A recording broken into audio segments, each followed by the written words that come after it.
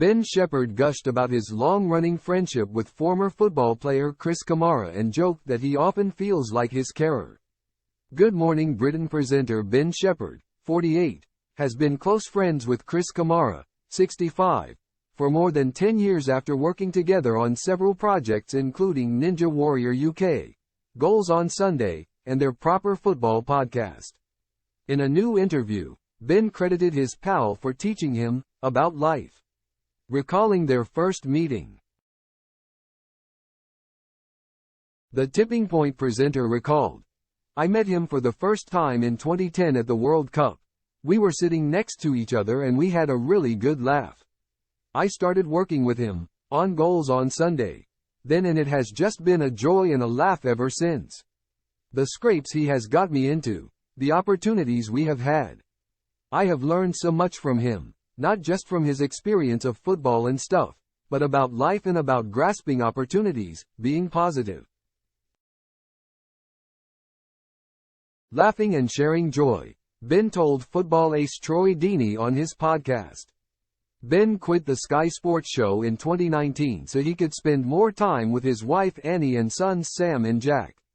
Now, Ben and Cammy are back together presenting the Proper Football podcast.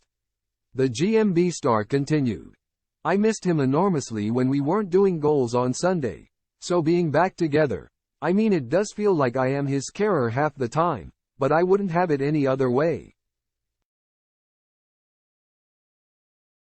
Chris recently received an MBE for his services to football, anti-racism and charity. He was given the honor by King Charles and will formally receive it at Windsor Castle this week. In April last year, Chris left Sky Sports after a broadcast career spanning more than 2 decades.